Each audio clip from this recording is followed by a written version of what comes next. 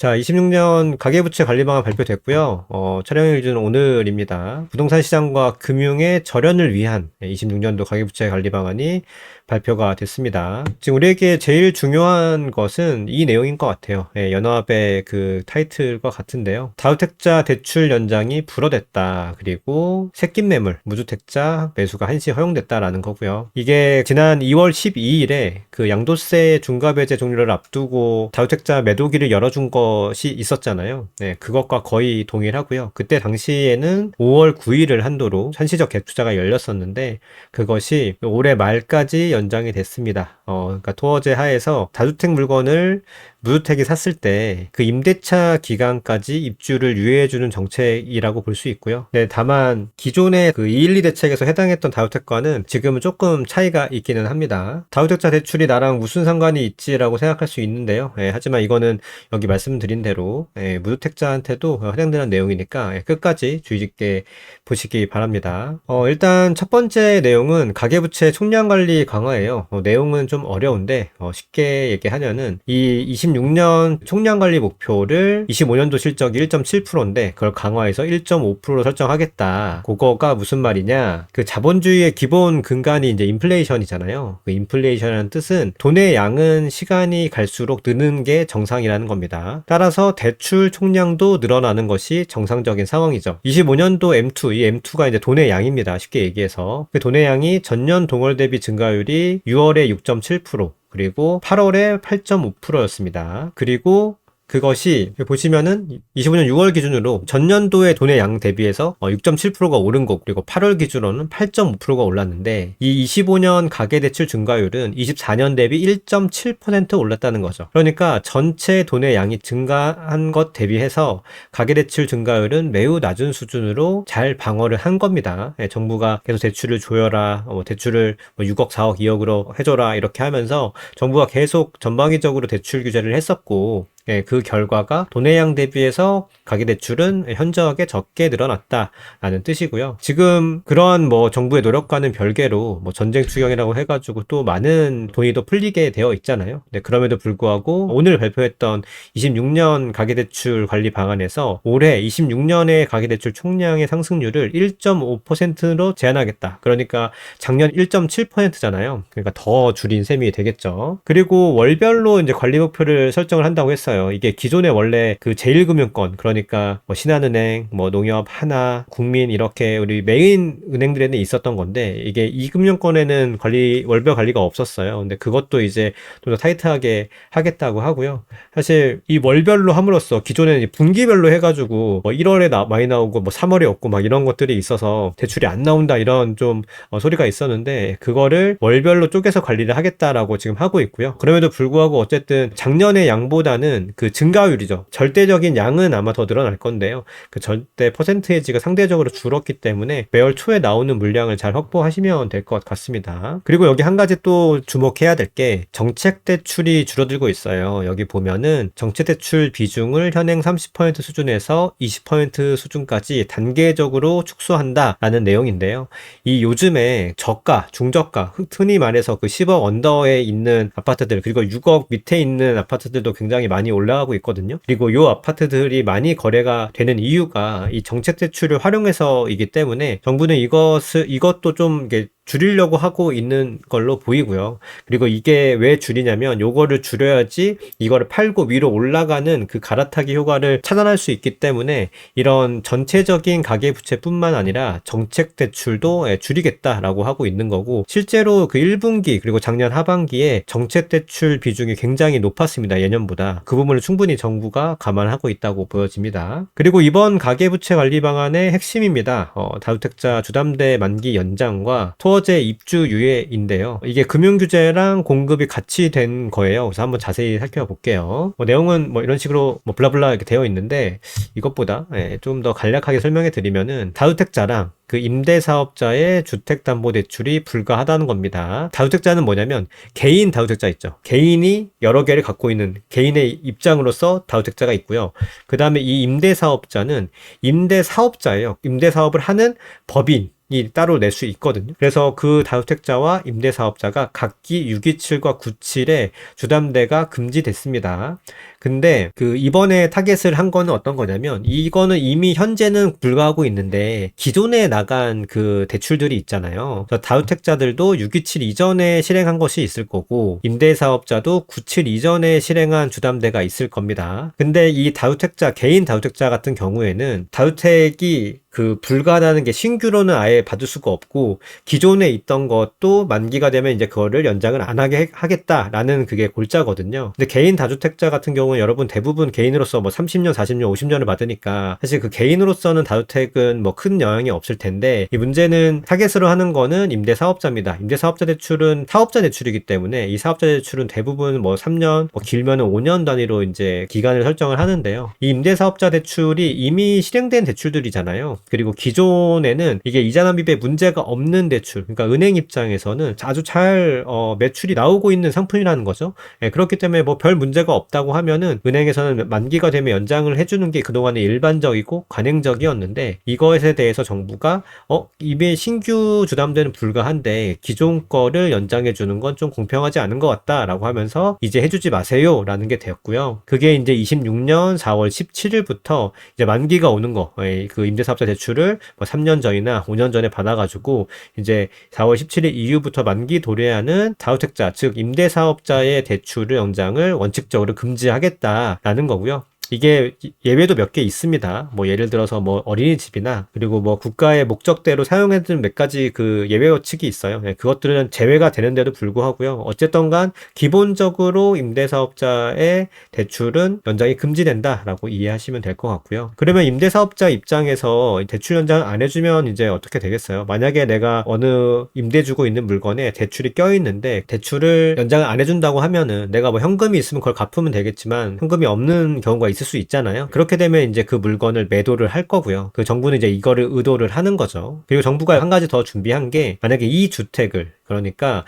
임대사업자의 물건이 대출 연장이 안 되고, 그리고 이런 물건들을 이 무주택이 올해 12월 31일까지 매수를 하게 된다고 하면, 이 무주택자가 이 토어제 지역이잖아요. 지금 우리가 얘기하는 대상들이. 그럼 토어제 필수사항이 이제 입주니까 입주를 반드시 해야 되거든요. 내가 아파트를 사게 되면은 토어제 허가를 받고, 허가받은 4개월 이내에 입주해야 되는 게 토어제 필수사항인데, 그 필수사항을 현재 그 이 주택에 세입자가 들어가 있을 거기 때문에, 임대사업자 물건이니까 그 임대차의 계약 만료 때까지 유예를 해주겠다라는 내용이고요. 사실 이 전체적인 얼개는 212 대책이랑 거의 같다고 볼 수 있습니다. 다만 다른 것이 있는데요. 다른 건 뭐냐면, 이 임대차 계약에 대한 계약갱신 청구권의 행사를 인정을 했다는 겁니다. 해당 계약에 그 임대차 계약이 있으면은 그 계약에 계약갱신 청구권 행사까지 가능하다라는 거고요. 내가 만약에 지금 임대사업자의 물건에 그 세를 살고 있는데 거기에 내가 갱신권이 남아 있잖아요. 그럼 그 갱신권까지 사용을 해도 된다는 겁니다. 그러니까 이 물건이 팔려도 갱신권까지 사용할 수 있기 때문에, 그 기한, 내가 세입자 입장에서는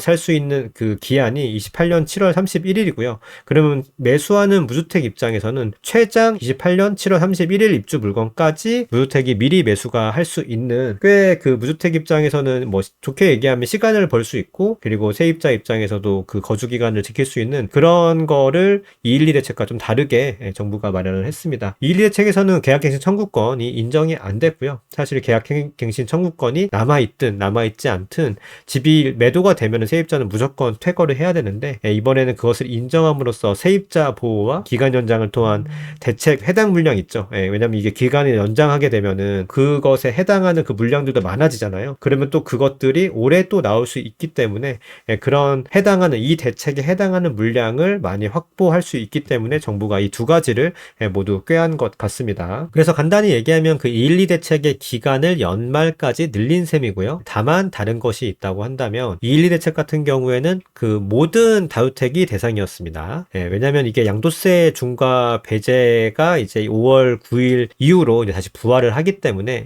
그것에 대한 회피 물량을 유도했고요. 5월 9일 이후에는 이제 최대 양도세가 82.5%가 나오기 때문에 다주택자, 뭐 2주택도 마찬가지고요. 임대사업자도 마찬가지고 가지고 사실 뭐 팔 수 있다고 한다면 그것이 모든 다 대상이 됐었는데요. 이번 대책에 해당하는 건 다주택자 중에서 임대사업자만 해당합니다. 사실 개인도 물론 해당이 되는데 개인 입장에서는 이 양도세 중과 유예 배제를 해주겠다라는 거는 없었거든요. 그러면 이제 개인 다주택 같은 경우에는 양도세 82.5를 물어야지만 할 수 있는 거죠. 그래서 기본적으로 그거는 좀 쉽지 않은 선택이라 여겨지고 그렇게 따진다고 하면 다주택자 중에서 임대사업자들이 이번 대책에 해당한다라고 볼 수 있을 것 같습니다. 그래서 임대사업자 물량을 매도를 유도를 하는 거죠. 왜냐하면 이분들은 양도세 중과배제 혜택을 갖고 있기 때문입니다. 지금 등록 임대사업자라고 흔히 말하는 우리가 뭐 8년 임대라고 했었던 그 등록 임대사업자들의 지금 그 기간 만료라고 하죠. 임대사업자로서의 기간이 지금 계속 순차적으로 만료되고 있거든요. 그래서 그런 것들을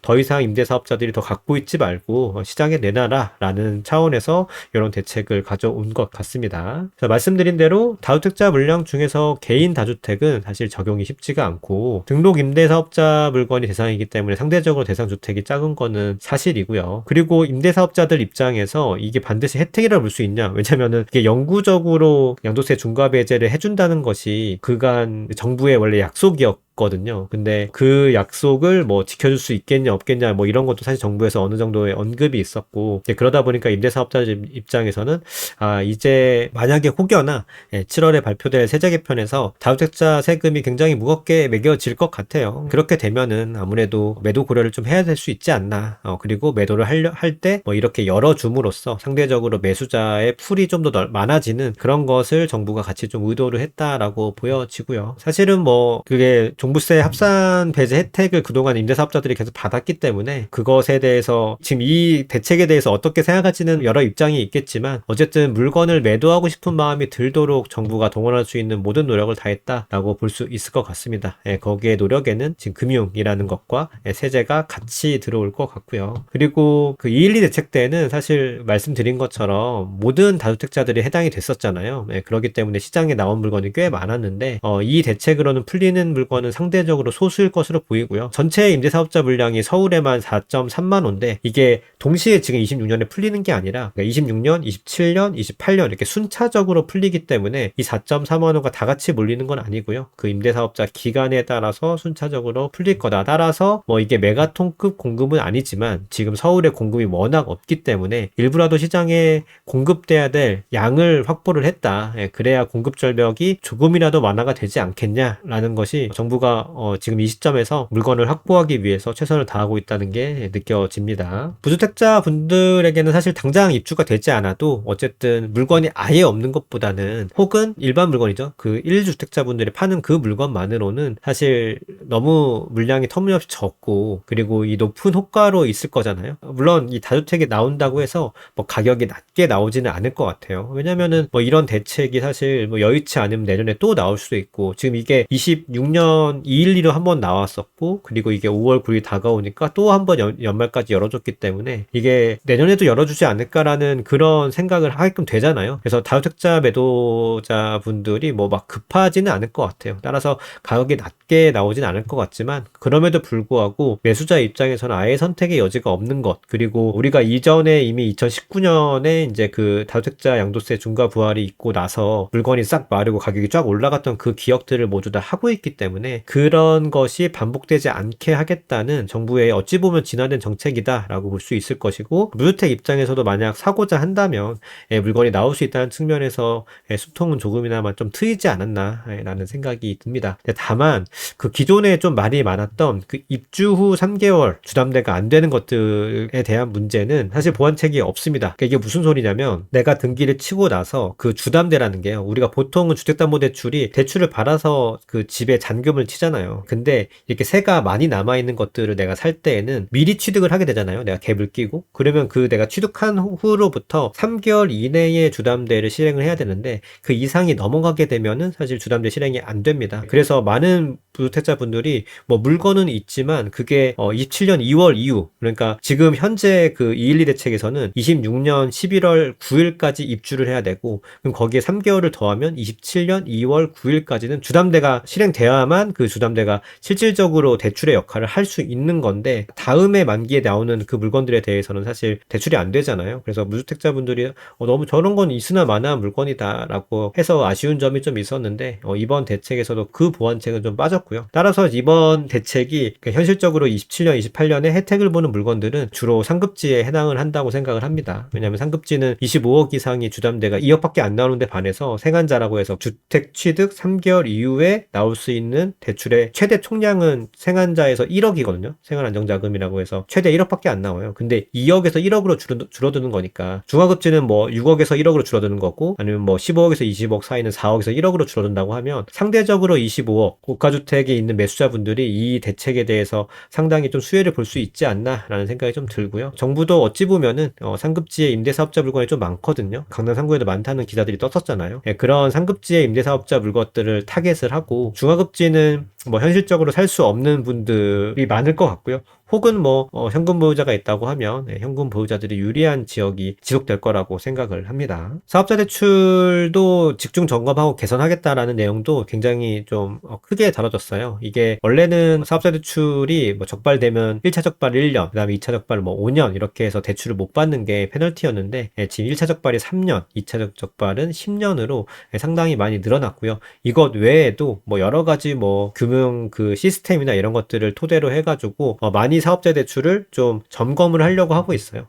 그래서 지금도 점검을 하고 있고 뭐 최근에도 뭐 작년 용도외 유형이라고 해서 대출을 받았는데 그 대출 받은 목적 외로 주택을 산 사람들이 그 또 많이 적발이 됐었죠. 그리고 국세청 같은 경우에는 자금 조달 계획서에 그 사업자 대출을 기재하게 돼 있습니다. 그 밖에 대출이라고 해서 그 쓴 사람들을 전수조사하겠다. 고가 아파트 매수 사례건 중에서 자금 조달서 사항에 사업자 대출을 쓴 사람들을 전수조사하겠다고 예정을 했고요. 그리고 이게 지금 보면은 사업자 대출이니까 그 사업자 대출의 비용이 있잖아요. 대출 이자가 있을 거 아닙니까? 그 대출 이자를 사업자 비용 처리해가지고 또 이 세금으로서 비용 처리해가지고 세액을 줄인 거가 될 수 있잖아요. 그래서 그렇게 많이들 활용하고 있었던 것 같아요. 그래서 그런 사례들을 더 확인해서 단순히 지금 뭐 이런 사업자 회수뿐만 아니라 사업체 전반에 세금 탈루를 하는 세무조사를 시행을 하겠다라고 지금 얘기를 한 상태입니다.